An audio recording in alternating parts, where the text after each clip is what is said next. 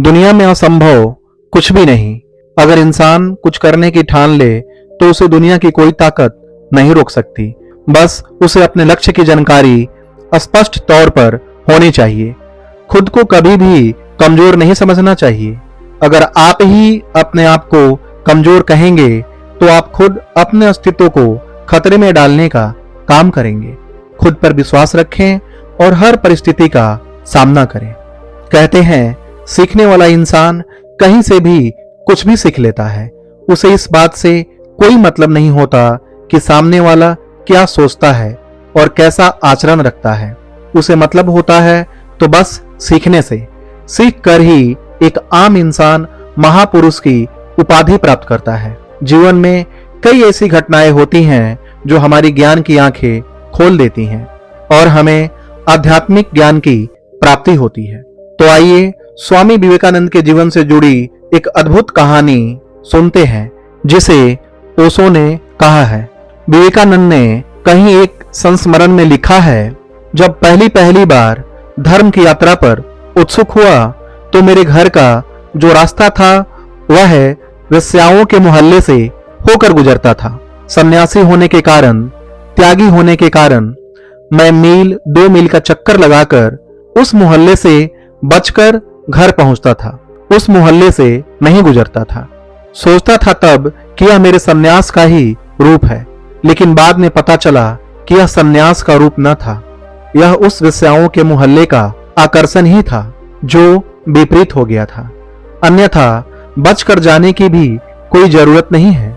गुजरना भी सचेष्ट नहीं होना चाहिए कि वेश्या के मोहल्ले से जानकर गुजरे। जानकर बचकर गुजरे तो भी वही है, फर्क नहीं है। विवेकानंद को यह अनुभव एक बहुत अनूठी घड़ी में हुआ। एक बार विवेकानंद जयपुर के पास एक छोटी सी रियासत में मेहमान थे। विदा जिस दिन हो रहे थे उस दिन जिस राजा के मेहमान थे उसने एक स्वागत समारोह किया। जैसा कि राजा स्वागत समारोह कर सकता था उसने वैसा ही किया। उसने बनारस की एक वेश्या बुला ली विवेकानंद के स्वागत समारोह के लिए। राजा का स्वागत समारोह था। उसने सोचा भी नहीं कि बिना वेश्या के कैसे हो सकेगा। ऐन समय पर विवेकानंद को पता चला तो उन्होंने जाने से इनकार कर दिया। वे अपने तंबू में ही बैठ गए और उन्होंने कहा, मैं न जाऊंगा। वेश्या बहुत दुखी हुई। उसने एक गीत गाया। उसने नरसिंह मेहता का एक भजन गाया, जिस भजन में उसने कहा कि एक लोहे का टुकड़ा तो पूजा के घर में भी होता है और एक लोहे का टुकड़ा कसाई के द्वार पर भी पड़ा होता है। दोनों ही लोहे के टुकड़े होते हैं, लेकिन पारस की खूबी तो यही है कि वह दोनों को ही सोना कर दे। अगर पारस पत्थर यह कहे कि मैं देवता के मंदिर में जो पड़ा है लोहे का टुकड़ा उसको ही सोना कर सकता हूं और कसाई के घर पड़े हुए लोहे के टुकड़े को सोना नहीं कर सकता, तो वह पारस नकली है, वह पारस असली नहीं है। उस वेश्या ने बड़े ही भाव से गीत गाया, प्रभु जी मेरे अवगुण चित न धरो। यह गीत सुनकर विवेकानंद के प्राण कांप गए।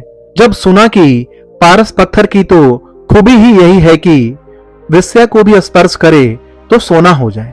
भागे, तंबू से निकले और पहुंच गए वहां जहां वेश्या गीत गा रही थी। उसकी आंखों से आंसू झर रहे थे। विवेकानंद ने वेश्या को देखा और बाद में कहा कि पहली बार उस वेश्या को मैंने देखा, लेकिन मेरे भीतर न कोई आकर्षण था और न कोई विकर्षण। उस दिन मैंने जाना कि सन्यास का जन्म हुआ है। विकर्षण भी हो तो वह आकर्षण का ही रूप है, विपरीत है। वेश्या से बचना भी पड़े तो यह वेश्या का आकर्षण ही है, कहीं अचेतन मन के किसी कोने में छिपा हुआ, जिसका डर है। वेश्याओं से कोई नहीं डरता, अपने भीतर छिपे हुए वेश्याओं के आकर्षण से डरता है। विवेकानंद ने कहा, उस दिन मेरे मन में पहली बार सन्यास का जन्म हुआ। उस दिन वेश्या में भी मुझे मां ही दिखाई पड़ सकी, कोई विकर्षण न था।